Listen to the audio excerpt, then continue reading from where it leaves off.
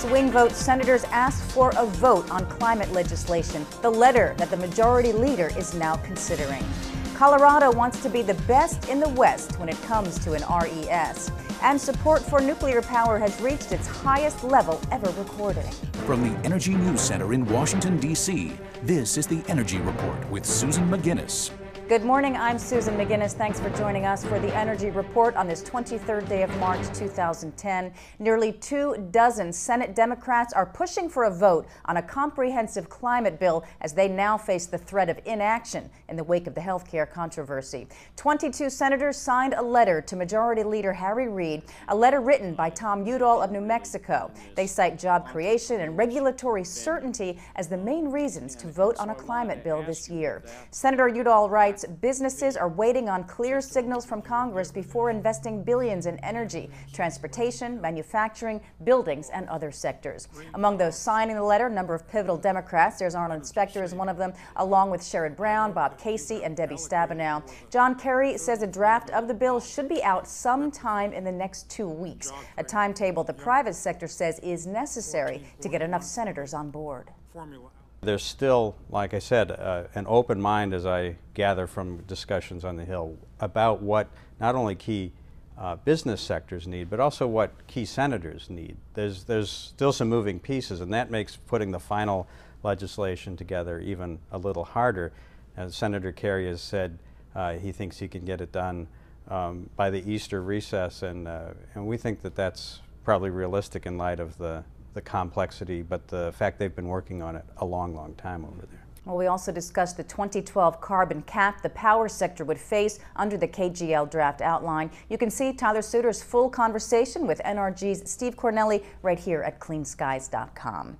California has a new energy law. Governor Schwarzenegger signed a state law he and federal officials say will speed approvals for large-scale solar and wind projects. It's also aimed at improving the chance renewables will meet deadlines to qualify for stimulus dollars. Schwarzenegger signed the bill while touring the Next Era Harper Dry Lake Solar Electric Generating System in Hinckley. The law allows energy developers to pay fees to compensate for wildlife habitat destroyed during construction rather than having to acquire replacement land. State and federal agencies use the fees to buy and protect land for wildlife or to restore or enhance habitat to bolster populations of plants and animals that are at risk of extinction. Companies are awaiting approval from the state for more than 240 solar, wind, and geothermal projects. Interior Secretary Ken Salazar, who was on hand for the bill signing, said he has set up a fast-track approval process for 9 solar and 3 wind projects sought on public land in California.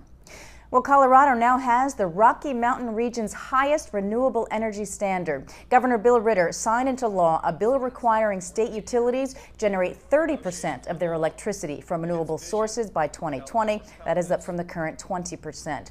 The bill also encourages small-scale home-based energy production. The governor's energy office predicts this could result in as many as 100,000 homes with solar panels, small wind turbines, or other energy-producing devices. Meanwhile, another one of Ritter's energy priorities has cleared a major hurdle. This is a bill that encourages utilities to switch coal-burning power plants to natural gas and other cleaner fuels. That one has passed the House. It's now headed to a Senate committee.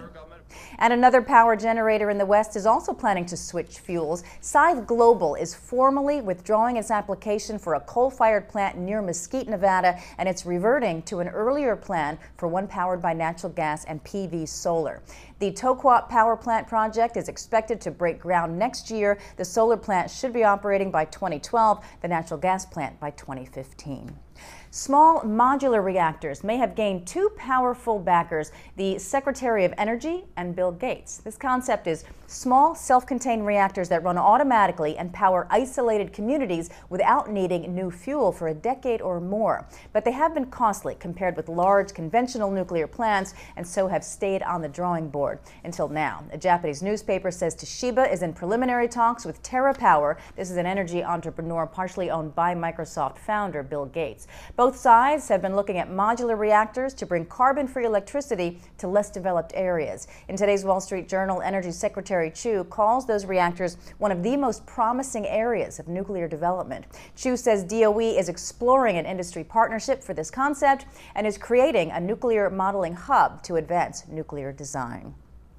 A new Gallup poll shows support for nuclear power at its highest since Gallup first started asking the question in 1994. 62% of those polled say they favor nuclear as one way to meet national electricity needs. Republican support hit a high of 74%, up from 71% last year. Democratic support was only 51%, down from 52%. The poll suggests growing support for expanded nuclear loan guarantees and Senate climate proposals. Also, DOE's recent award of $8.3 billion in guarantees for 2 new reactors in Georgia. Energy and oil services firms are becoming confident that demand from emerging markets will keep oil prices above $75 a barrel, but natural gas prices, they believe, could stay low thanks to a glut of production in that area. Dow Jones says exploration and production companies are increasing spending as prices rise, pointing to projects like deepwater drilling off the Gulf of Mexico and Canadian oil sands. The CEO of Apache said at a conference the world will see $100 a barrel oil soon. It's investing $6 billion this year, about 50% more than last year, largely on oil production-related projects. A BP executive says it's counting on a $60 a barrel price to increase its production 1 to 2% a year through 2015. Different story, though, for natural gas, with prices now stuck at a low level thanks to the vast natural gas shale finds and sluggish demand. The coming spring has further depressed prices. Schlumberger's CEO says the company is impressed with the gas rig count in North America and does see the drop in gas in storage from the winter weather as a positive, but he said they remain cautious on the future direction. Looking at prices right now, Henry Hub natural gas $4.13 per 1,000 cubic feet, up a nickel. Benchmark crude $81.36 a barrel on the NYMEX, down 24 cents. Maine may be putting a price on wind energy. A bill requiring developers to pay $4,000 per turbine per year to host communities for future projects has sailed through a state Senate committee in a unanimous vote. The Kennebec Journal reports the fee is similar to what developers have already agreed to pay communities for projects, but supporters say it's more specific than current language, calling for significant tangible benefits to communities, and those communities would still be allowed to negotiate higher rates. Some developers like that measure because it gives them more certainty in planning, but some wind opponents say the bill is an acknowledgement that wind energy projects have a negative impact. They want compensation for what they say is damage to the entire state. More than 7 million people and visitors for a rugby tournament in Hong Kong are being told to stay indoors because of poor air quality. The Environmental Protection Department there says the pollution is at severe levels for the second day in a row. An air pollution index of more than 50 is considered high, more than 100 very high. Levels yesterday are said to have reached 500. Hong Kong Secretary for the Environment, Edward Yao, said the dangerous readings are the result of a sandstorm originating in the northern part of mainland China. He is urging people to use public transport, turn off idling cars, and cut down on smoking. Company officials and environmentalists say Hong Kong's status as a business and tourism center could suffer now unless the government takes action. Washington, D.C. ranks just behind Los Angeles now when it comes to energy-efficient buildings. The latest EPA survey shows D.C. having 204 commercial buildings earning the government's Energy Star rating, up from 136 a year ago.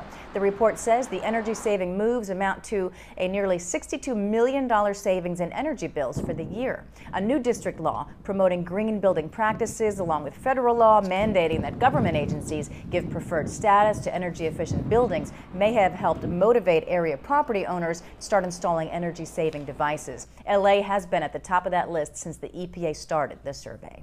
Let's take a look now at some energy goings-on around the Beltway today. 9 a.m. leaders of the large Public Power Council started talking about the role of federal incentives in assisting public power meet renewable energy goals. That's at the National Press Club. At noon, BP Group Chief Executive Tony Hayward holds a discussion on the challenges of energy security. That's at the Peterson Institute for International Economics. And at 12:30, natural gas industry leaders talk about their 2010 outlook at the AGA's Natural Gas Roundtable. That's at the University Club. That is the Energy Report. Thanks for joining us here in the Energy News Center. For any suggestions or comments about our programming on Clean Skies News, you can email us at contact@cleanskies.com. You can also follow us on Twitter and Facebook. I'm Susan McGinnis. You're watching Clean Skies News.